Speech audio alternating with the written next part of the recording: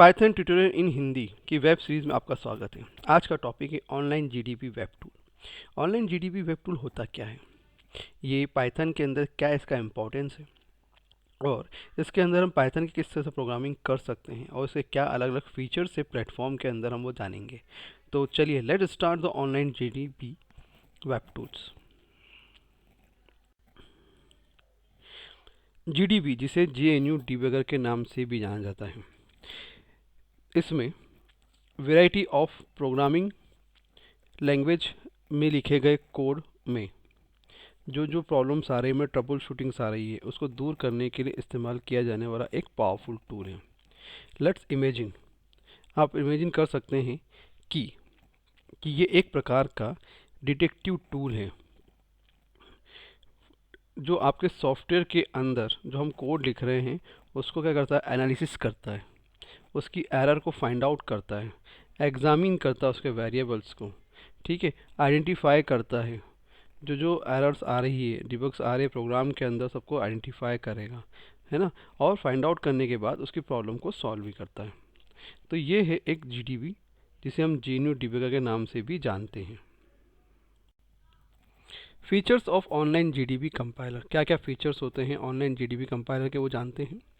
यह दुनिया का पहला ऑनलाइन आईडीई है जिसमें एक इंटीग्रेटेड जीडीबी डिबगर शामिल है जो डिबगिंग की अनुमति देता है। सेकेंड पॉइंट, इसमें आपको किसी भी जो सॉफ्टवेयर होता है और किसी भी सॉफ्टवेयर को डाउनलोड या फिर इंस्टॉलेशन की मांग नहीं करता है।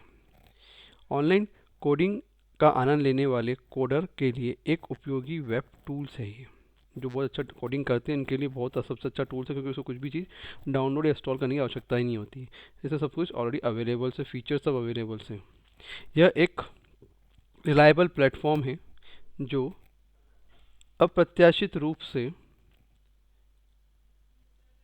अनएक्सपेक्टेड ड्रॉप से गिरने की जो समस्या नहीं उत्पन्न कर सकता है। ऑनलाइन जीडीबी के की सुपर डिबगिंग कैपेबिलिटीज़ के साथ आप अपने कठिन बग्स को खोज सकते हैं। आप किसी भी डिवाइस से और किसी भी स्थान से ऑनलाइन कोड कंपाइल, रन और डिबग कर सकते हैं। तो एक्चुअली क्या, ये ऑनलाइन प्लेटफॉर्म पे गूगल पे है, तो आप कहीं भी इसको क्या कर सकते हैं, मतलब क्लाउड पे है अवेलेबल से, तो आप कहीं भी इसको क्या कर सकते हैं, जहाँ पे इंटरनेट से दुनिया में कहीं भी आप उसको सॉफ्टवेयर का साइट को ओपन करें और यहाँ पे अपना प्रोग्राम लिखे, उसको रन कर सकते हैं। तो ये इसके इंपॉर्टेंट मेन फीचर्स थे, किसके, features of online GDB compiler के। ऑनलाइन जीडीबी प्लेटफॉर्म, तो यहाँ पे आपको सबसे पहले क्या दिख रहा है, go to online GDB compiler लग रहा है, क्या एक लिंक दी हुई, उसको क्लिक करेंगे तो आप कहाँ पहुँच जाएंगे, डायरेक्ट ऑनलाइन जीडीबी कंपाइलर पे पहुँच जाएंगे और वहाँ पे आपको उसका इंटरफेस दिखाई देगा, जहाँ पर इसकी जो इमेज दिखी इस तरह का वहाँ पे इंटरफेस दिखाई देगा जब ओपन करोगे तो। सबसे पहले आपको क्या जाना पड़ेगा, ऑनलाइन जीडीबी कंपाइलर पे जाना पड़ेगा।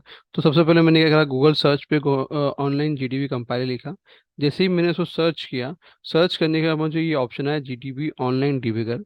इसमें मैं क्या करता हूँ, क्लिक करता हूँ और आप देखेंगे कि उसका प्लेटफॉर्म ओपन हो जाएगा।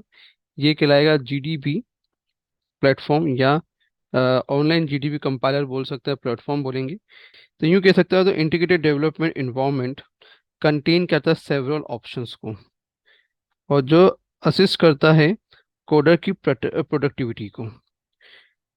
अमॉन्ग दिस ऑप्शंस आर, बहुत सारे ऑप्शंस यहाँ पे ऑलरेडी ओपन से। कौन कौन से ऑप्शंस मैं आपको बता देता हूँ। सबसे पहले यहाँ पे आप देख सकते हैं कि न्यू फाइल है, फिर है upload file, run, debug, stop, share, save, beauty and download code. चलिए सबसे पहले अपन ये समझते हैं कि ये है क्या चीज़। सबसे पहले बात आती है न्यू फाइल की, है ना। पहले विकल्प आपको आईडी में एक नई फाइल का सीधे अपलोड करने की अनुमति दे देता है, न्यू फाइल को अपलोड करने की अनुमति दे देगा। सेकंड क्या है, अपलोड फाइल। अपलोड फाइल मतलब क्या होता है, कल आपको अपने आईडी में अपने कंप्यूटर से मौजूदा कोड या फिर प्रोग्राम को अपलोड करना, नेक्स्ट है रन। रन का मतलब होता है जब प्रोग्राम रन होगा तो उसका आउटपुट जनरेट होगा, और आउटपुट कहाँ जनरेट होगा, ये जो सबसे जैसे मैंने इस प्रोग्राम को रन किया, सबसे पहले मैं एक लैंग्वेज सिलेक्ट कर लेता हूँ, फॉर एग्जांपल पाइथन। ठीक है ना। अब पाइथन सिलेक्ट करते समय इसको रन करता हूँ, यहाँ पे एक प्रोग्राम लिखा हुआ है प्रिंट हेलो वर्ल्ड, और ये आप देख सकते हैं कि यहाँ पे ये इनपुट का एक प्रोग्राम आउटपुट जनरेट हो गया, हेलो वर्ल्ड यहाँ पे दिख रहा है आपको। ठीक है। नेक्स्ट है डिबगिंग, मतलब डिबग होना। ये रहा डिबग, मतलब से शॉर्ट की इफेक्ट। डिबग क्या होता है? डिबगिंग एक महत्वपूर्ण विशेषता है जो प्रोग्रामर को अपने कोड में एरर को पहचानने और सही करने की अनुमति देता है। डिबगिंग इम्प्लीमेंटेशन प्रोग्राम के को जांचने और संशोधित मतलब अपडेशन करने की अनुमति देता है। स्टॉप फंक्शन अनेबल करता है, किसको अनेबल करता है? प्रोग्रामर को टू पॉज करें द सॉफ्टवेयर को while जब it is running, allowing them to analyze and correct error के लिए उस ड्यूरेशन में वो स्टॉप कर सकता है। नेक्स्ट शेयर करें।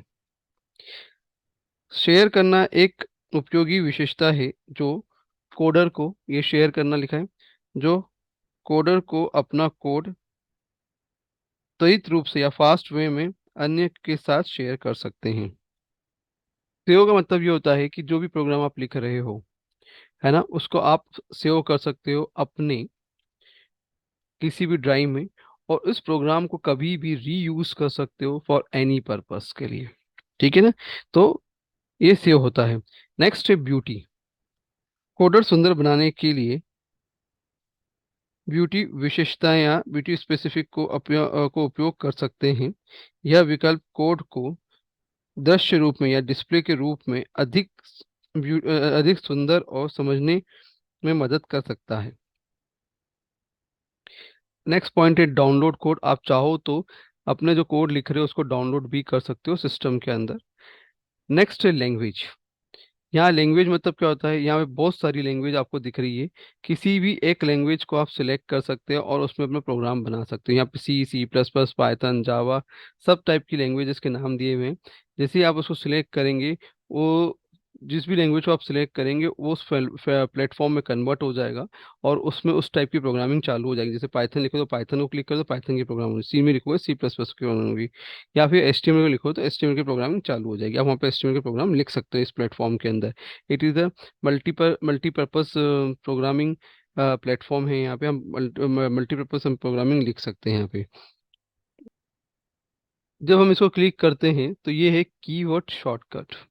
कीवर्ड शॉर्टकट यहाँ पे हर टाइप की जो भी प्रोग्राम में इंस्ट्रक्शन की ज़रूरत है, या कोडिंग लिख रहे हैं, कोडिंग लिखते वक्त हमको कुछ इंस्ट्रक्शंस देने होंगे, तो हम क्या कर सकते हैं उसको शॉर्टकट की के जरिए भी हम क्या कर सकते हैं उसको ले सकते हैं। जैसे कंट्रोल+M लिखा तो न्यू फाइल ओपन हो जाएगी, या फिर शो सेटिंग मेनू लिखोगे कंट्रोल फिर हाइफन लिख दिया, फिर अल्टर फिर एप्सिलॉन लिखा, अल्टर+Shift+Epsilon लिखा, इस तरह से कंट्रोल+A लिखोगे। तो इस तरह से हम क्या करेंगे, शॉर्ट की का यूज़ करके हम इन प्रोग्राम के अंदर इन सब चीज़ों को यूज़ कर सकते हैं, इन फंक्शंस को यूज़ कर सकते हैं प्रोग्राम के अंदर इन शॉर्ट की का यूज़ करके।